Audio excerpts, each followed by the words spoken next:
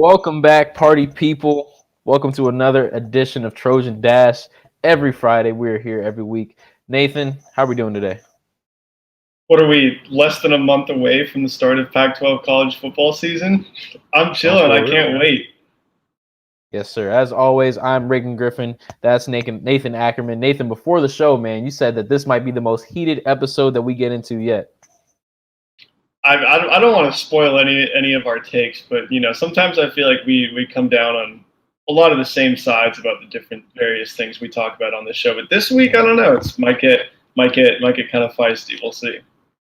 All right, let's get into it. I hope you got your boxing gloves on, man. I'm ready for it. Mm. First topic, let's get into it, man. The media, they came out with some prediction on what the Pac-12 would look like this year. They had USC winning the Pac-12 South. They had Oregon winning the Pac-12 North. They made rankings of every Pac-12 team, having Oregon at 1, USC at 2, Arizona State at 3, and Utah at 4. Nathan, what were your initial reaction to this ranking? My initial reaction was that Utah is way too high. I'm just so completely out on this team. We've talked with our wonderful producer, Sam, about how last year Utah's defense got all this hype. They got all this credit. But against good teams, when they were playing games that actually mattered against quality opponents, quality offenses, they weren't really that impressive of a group. Now Tyler Huntley's gone. Zach Moss is out. And to me, it seems like USC's only competition in the Pac-12 South is going to be Arizona State. I could see UCLA finishing in third place. I don't know. I just don't think – I think Utah is going to be – again, no games are really cakewalks for USC except probably Arizona. But that game should be probably about as easy as it's going to come for the Trojans. And, yeah, I don't see Utah being anywhere near that competitive. The top three – Oregon, USC, Arizona State. We can talk about the latter two when I state my case later on in this show. The top three seem like pretty much consensus. USC, Oregon, kind of a toss-up for the top spot. I could see SC coming to claim the Pac-12 title, but as of now, as of where things stand now, based on how last season went, based on the projections for this season, it's kind of hard to knock Oregon from that number one slot. Man, forget about all that, man. I don't want to hear about last season. I want to hear about the present, and that's what got me, man, because it was funny. They had Oregon ranked as the first team in the Pac-12, but they also predicted USC would usurp Oregon and win the Pac-12, and they don't tend to miss with those sorts of things. But it was interesting to me that Oregon usurped USC for that number one ranking, man. When I'm looking at Oregon, I'm looking at a team that's lost its quarterback in Justin Herbert. Tyler Slaw is a guy that has a lot of talent, but he still has some question marks in terms of whether he's ready for that spotlight. You lost a lot of talent on the defensive side of the ball. It's still going to be a really good defense, but you still lost some players. But the biggest key in the cog, and we're going to get into the left tackle that came back to USC this week, but Penei Sewell State opted out for Oregon, and that's not a dude that you can replace. He's way too good of a talent. He's going to instantly be a top 5 easy draft pick in this league. When he goes to the NFL, he's going to be one of the better left tackles the second he steps on the field. That's not the guy that's replaceable. When you're looking at a quarterback who's spending the first time of substantial time in the starting role, and you don't have a left tackle that you can feel confident in protecting you, I'm not sure that's going to go over well for Tyler Slow. So I look at that team, and I see that's a team that was very good last year, but I look at USC and has almost every single one of their starters coming back with the exception of Christian Rector, Michael Pittman Jr., and who's the last guy I'm forgetting, man? Help me out. Jay Tufele's out. Jay Tufele's out, and that's the last one. Yeah, because those were the only two seniors. But you already got Brew McCoy, and you have a lot of talented. I was talking to Scott Schroeder earlier this week. That's like the guy when it comes to USC football. He was telling me they have a lot of talented guys on that defensive line. They're going to be able to, there's no replacing a guy like Jay Tufele, but you're going to have some talent and experience at that position to where you're not going to be suffering. And obviously you got a guy like Brew McCoy to come in and step into that Michael Pittman role. I still think the best receiver on that team is Amon-Ra, but now you have a tall, deep threat, a bailout guy for your quarterback like Keaton had last year. I look at this USC team. It makes perfect sense why they would be the best team in the Pac-12, and the only reason why somebody would say Oregon is based on the pedigree that they developed last year. I'm living in the present, man. I'm living in the present, and I see a better team that USC has than Oregon, man. But this is what Oregon does, right? They lose top talent, and then they just develop guys to take his spot in the next year. I mean, Oregon is a team that churns out talent year in and year out. Losing, probably the number one overall pick in the NFL draft is going to hurt, but they could easily just as well replace him with a guy that probably not going to be as good, but he's going to be good enough to get the job done. And this is what I'm saying with when I say that USC definitely has the talent, has the potential to get this thing done. But I'm sort of a believe it when you see it kind of guy, right? And I find a hard time going from a team that didn't even win the Pac-12 South last year to all of a sudden calling them the best team in the Pac-12. I get that they didn't lose a ton of talent, although they did lose multiple, NFL draft guys, and replacing them with potential, right? And potential is potential until it's not. And so, to me, it might prove itself in the first couple of weeks, but to me, until I actually see the way that this team functions, the way that the new coaching staff, the almost entirely overhauled coaching staff operates, whether they're effective, whether they're able to get more out of SC's talent than the last few guys, is all remain to be seen. And we don't know if any of that's going to even happen. So I could definitely see USC winning the Pac-12 title. I think that it'll happen. I did my game-by-game predictions for my column this week, and I said USC beats Oregon in the Pac-12 championship.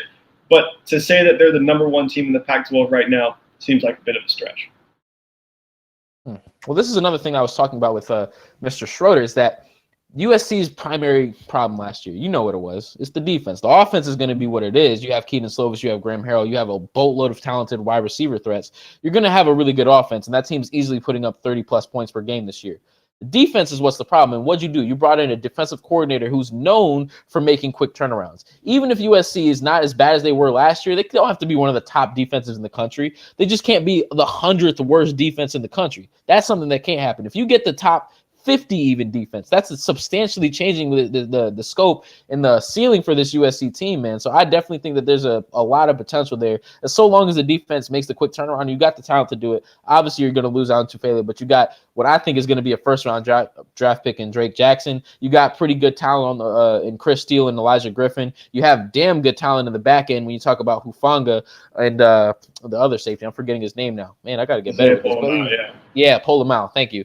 They have so much good range and safety in that secondary, man. You have some pretty solid linebackers. I think that this team is going to be not easily, I won't go that far, but it's going to be the Pac-12 best team. And I'm not sure Oregon, is in the same pedigree. I'm not sure Oregon's in the same pedigree just simply because you have guys that have been there and done that. Whereas Oregon, they're almost in the position that USC was in last year. A lot of young guys who kind of need to learn the ropes a little bit more. But let's keep it pushing, man. A guy who doesn't have to learn the ropes, that is AVT. Elijah Vera-Tucker, he's coming back, and that's a huge addition, or not addition, but re-addition to this USC offensive line. He's going to be the left tackle. He's going to be the guy protecting Keaton Slovis' blind side, and he's probably the best offensive lineman on this USC team. What are your thoughts on his returning? USC needed that. I mean, the offensive line went from AVT and Austin Jackson last year, one of the best offensive lines in the Pac-12, to looking pretty thin last year this year when both of those guys were gone before AVT opted back in, right? Now you can slide AVT, who's a pretty versatile guy, can move into left tackle. Liam forgetting the other offensive lineman's name, but I heard he didn't play that much last year, and he's gained like a ton of weight. He's like 350 pounds, something like that. Dude's turned into an absolute monster. So that guy's going to be a stud. Justin Dedich going to play center probably. I mean, this offensive line went from looking thin to looking very, very strong now. And I don't care how good your quarterback is. You need a good left tackle, and that's what USC has now. Especially we've seen, SC's quarterbacks have been taking hits the last few years. JT Daniels obviously missed the entire season. Last year, Keaton Slovis went out with an injury in the Holiday Bowl, and he had a couple injuries over the course of the season as well. And if you are a right-handed throwing QB and you don't have a left tackle that you can trust, you can only do so much. Your wide receivers can only do so much if they don't have time to get open. You can only do so much as a QB if you're worried about getting blown up on every single play. That's probably not going to happen this year. I think I read that AVT was like the second best pass blocking guard in the Pac-12 last year. That only figures to carry over the left tackle spot this year. So definitely a move that USC needed. I would not be nearly as confident in this team if that hadn't happened. I think that it's a decision that might get overlooked just because the offensive line isn't as sexy of a position group, and people aren't going to say, oh, they have one of the best offensive lines in the country. They're so fun to watch and all those kinds of things, but they're probably the most important offensive position group, I would say, next to probably QB, of course. But we know USC is looking pretty good in that spot. So this turns USC from a Pac-12 question mark into definitely a Pac-12 title contender, I think. I will say this, man. Let's not underrate the difficulty it is to transition from that guard position to that tackle position.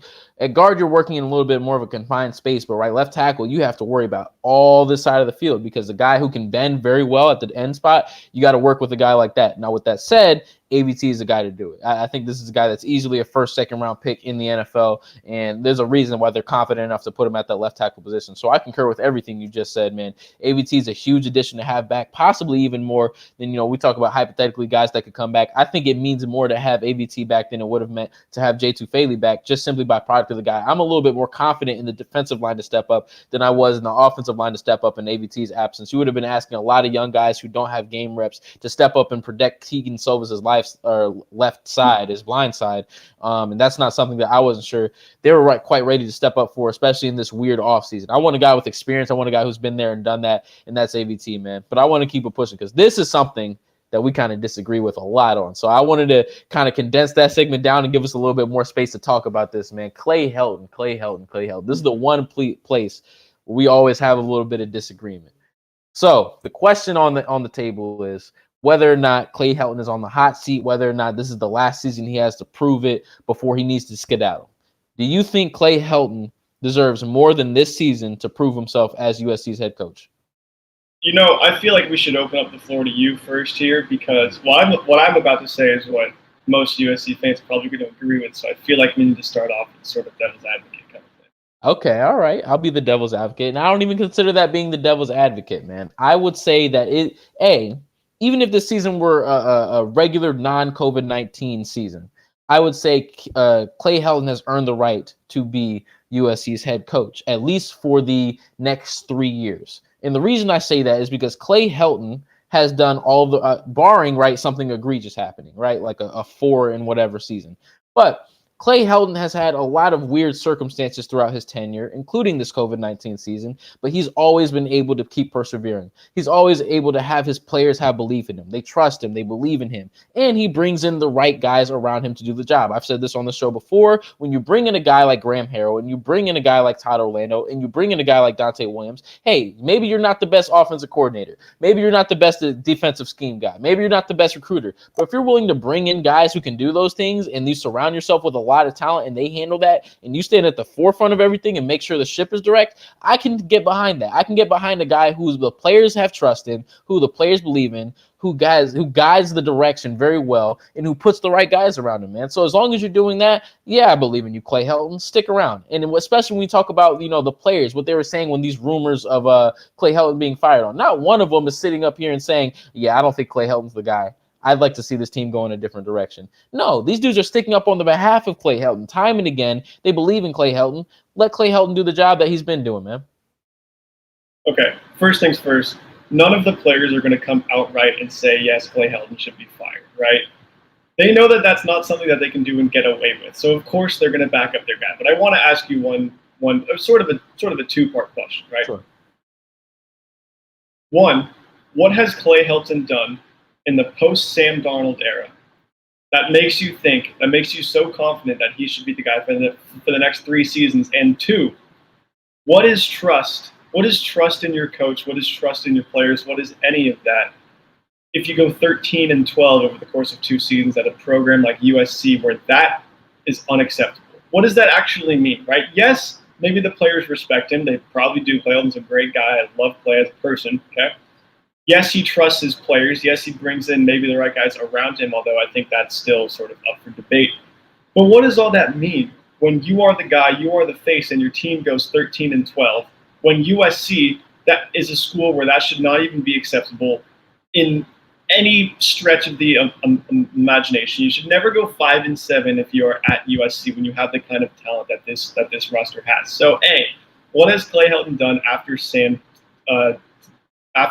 Darnold left? And two, why are you so confident that he's the guy?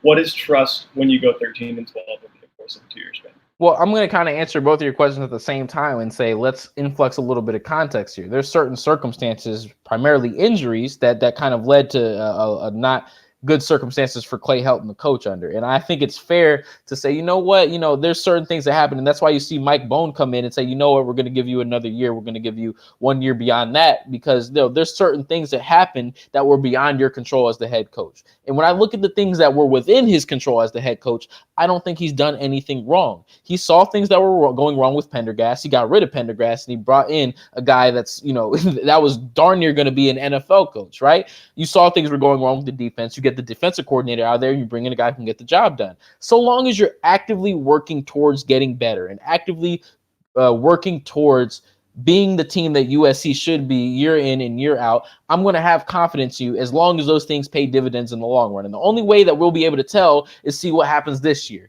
and see what happens next year and see what happens the year beyond that. But I'm not going to say you did all of these things to set up what could be USC's return and then fire you after 1 year. I want to see how it plays out. I think he's earned the right to see how these things play out. So when you talk about the trust that his players have and what does that mean, I think it means a lot to say that these players are sticking around. How many dudes that are integral to USC's program have you seen transfer away? How many dudes that are integral to USC's program do you see guys from their schools actually come to USC? When we talk about a team like Centennial, you have guys funneling straight to pipeline. Modern Day, the guys pipeline. Those guys talk, right? Those guys reach back. And if they weren't confident in Clay Helton, would we keep seeing these guys come to USC? No, man.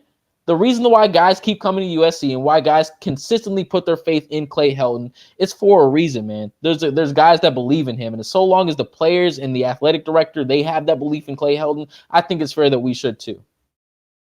Okay, well, you talked about how guys aren't transferring. You talked about the modern day pipeline, but JT Daniels, does that kind of ring a bell at all? And of course, he probably transferred. Integral. Okay, JT. Well, he was at one point. He was supposed to be the guy. When he transferred, he wasn't though. Yes. Okay, but that's true with anybody. You're not going to be the face of the program once you're not with the program anymore. Right.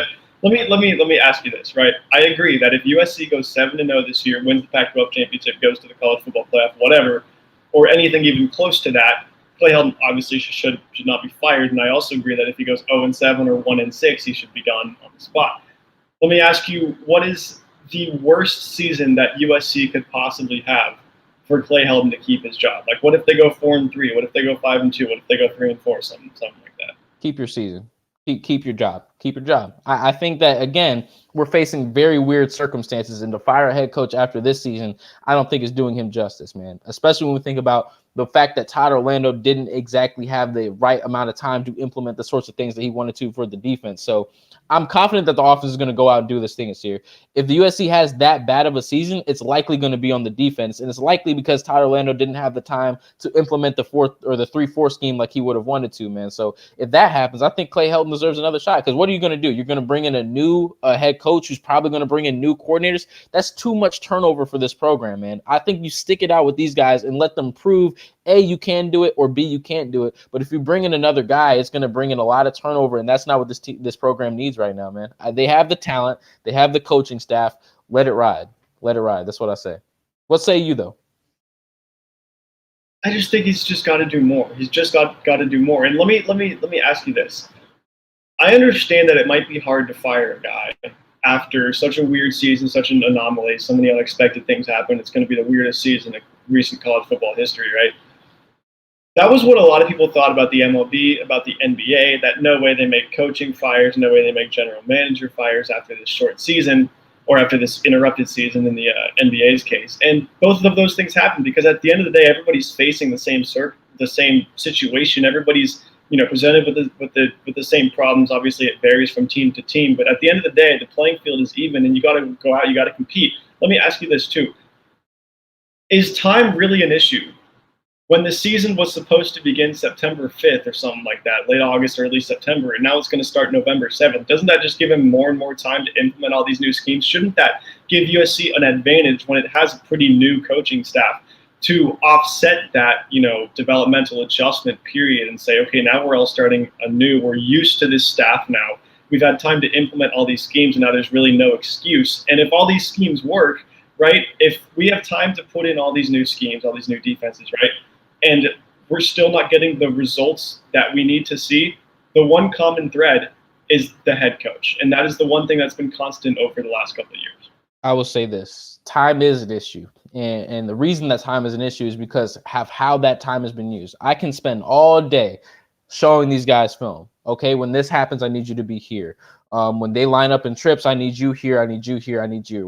When they're in spread, I need you here, here, here. I can show you the schemes, the stunt schemes. I can show you all of that on film and on paper, but there's nothing like repetitions that happen on the field. And that's not what this team has been able to do because of the COVID-19 circumstances. They haven't been able to go game, live action, full speed, padded. Let's make these plays in live time. They haven't been able to do that yet. So that's the only way I feel like you can truly master a scheme, not by watching it on film. Of course, film is going to be important, studying is important, but you cannot master it until you get it down on the field going full speed. And they haven't had the opportunity to do that, and they're going to have a shortened amount of time to do that. So because of that, I think that time is an issue because that time hasn't been able to been utilized in the correct circumstances, right? Even though they've had a lot of time to implement these things, there's only so much you can do if you can't put on the pads and go 110%, man. So that's why I would say time still is an issue, man.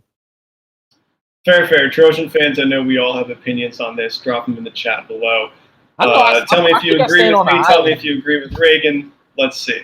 I might be like one of four dudes. We'll let the public decide. Clay Helton, but I don't know, man. I feel like the dude has earned the right. I'll just keep saying that he's earned the right to at least ride it out for 1, 2, maybe 3 more seasons before we at this point, have we seen this iteration of this coaching staff come to fruition yet? This is the first year of this iteration of the coaching staff. And if you go in and you bring an entirely new coaching staff, that puts you at a severe risk because now you're talking about blowing up a program that had a lot of potential in my mind. And I think you agree. This program, as it's currently constructed, has a lot of potential. You only get so many offensive coordinators. You only get so many defensive coordinators. You only get so many safeties coaches. You only get so many linebackers coaches until you say there's been one constant in all this mess. And if this is another mess for USC, there's only one direction that you can possibly go.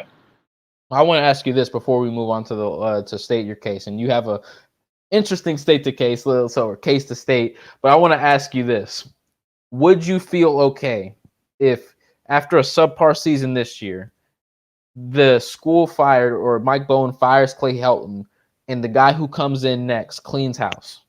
Would you be all right with that?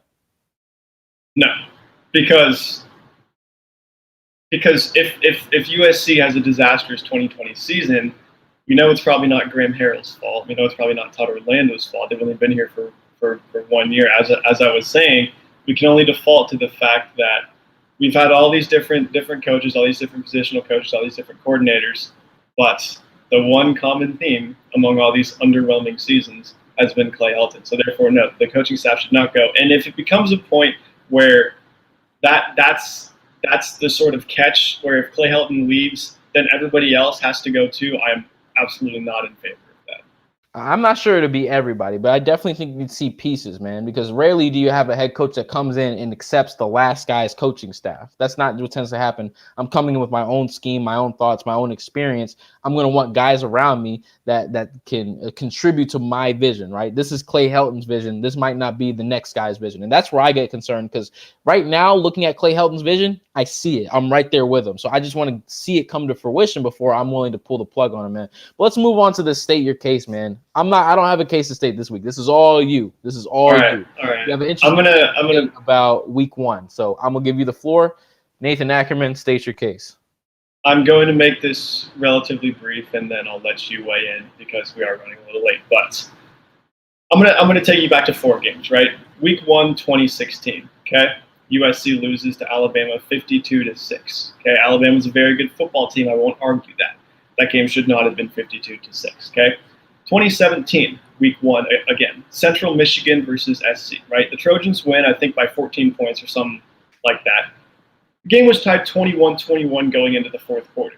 That's not okay. That should not have happened. That game should have been way more of a blowout the whole time than it was, okay? Week 1, 2018, USC plays UNLV, okay? USC wins by, I think, again, 2 possessions, something like that. USC is winning 19-14 going into the 4th quarter, okay? Not great. That game should have been a blowout again. Week 1, 2019, USC beats Fresno State. Not a great team at that point, 31-23, okay? That game was close the whole time. USC only won because it got an interception late inside of 2 minutes when Fresno State was in the red zone, okay? We know that USC starts slow, okay? Now let me get you to a different game. I think it was week 11, 2019. USC played Arizona State, okay? USC wins the first quarter 28-7. Keaton Slovis throws for 297 passing yards in the quarter. After that, Arizona State outscores the Trojans 19-3. USC wins 31-26 because of another late interception by Christian Rector when Arizona State was threatening to take the lead, okay, late in that game. Jaden Daniels did not play in that game, okay? Why am I saying all this?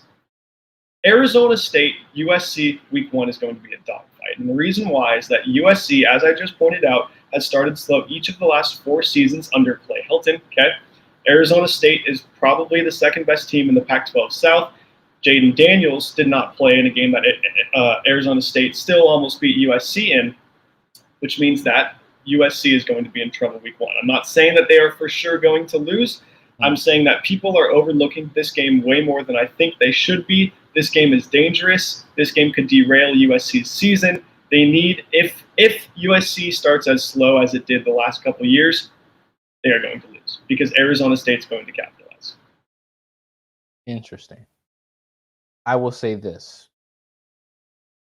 Don't expect this team to proceed in the same way that they've done in the past. And I know the best indicator for future performance is past performance, but there's something different about this team.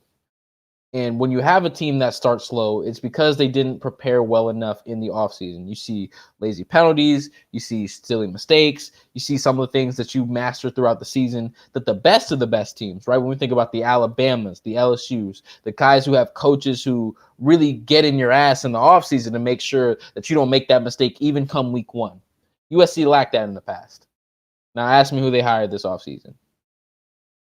Todd Orlando's not going for that, man. Todd Orlando is not going for that. And I think when we look at the offense again, part of me almost feels like we take it for granted because the offense was so good last year that we almost give it a foregone conclusion that the offense is just going to be good this year. But any mistake that I see or I anticipate for this USC team is probably going to come on the defensive side of the ball. But when you have a guy like Todd Orlando, even though he hasn't had the time to implement the things that you might want him to implement, you're not going to get laziness out of Todd Orlando's players. Never that. You're not going to get silly mistakes out of Todd Orlando's players. Never that. You're not going to get mental errors out of Todd Orlando's players. Never that. That dude's going to get in your behind from the jump all the way up until week 1 to make sure, like he said in interviews, in these press conferences, I'm going to bring these guys through the ringer and make sure that even come the first time they step on that turf for the first game, the opening kickoff, they are ready to compete at a high level. I have confidence. I have the utmost confidence in Todd Orlando to do that, man. So I'm not sure that they start as slow as they have in years past, simply by product of the guy that they have somebody on that field now that's setting the tone to make sure that they pursue excellence and perfection even before they step on the field week 1. When was the last time they ran into a quarterback like Jaden Daniels? I would say Justin Herbert was probably better than Jaden Daniels, so that time last year. But Justin Herbert wasn't quite the dual threat quarterback that the Trojans always seem to struggle. I can see that. Right? And I get that this is a totally different defensive scheme, right? But we're talking about 2 things that have plagued the Trojans for the last couple of years are stupid mistakes and okay. Sorry. Let me rephrase. Go ahead. The Trojans have been plagued by stupid mistakes for the last couple of years. And now, as you just said, Todd Orlando doesn't have all that time to implement the scheme, but have the Trojans run with it now, right? So they're going in with a defense that's going to be totally new. Obviously, a different coach who's going to bring them through the ringer, whatever he said. But the same players that at some times have cost the Trojans, valuable yards, penalty yards by unnecessary roughnesses, late hits, whatever. How can I be confident? How can I be so sure that that isn't going to happen again this season? Hey, man, that remains to be seen. But unfortunately, we've run out of time on this episode of Trojan Dash. Thank you all so much for tuning in. As always, go check out all the cool stuff that we're doing at dashsports.tv on Instagram and Twitter, and at dashsports TV on Instagram and Twitter, at dashsports.tv online. I'm not really a technologically sound person, Nathan. You got to help me out, man. Sometimes I'm not good with all the memorization of all that stuff, but go make sure you get to check all that good stuff out. Thank you guys so much for tuning in. We'll see you next week.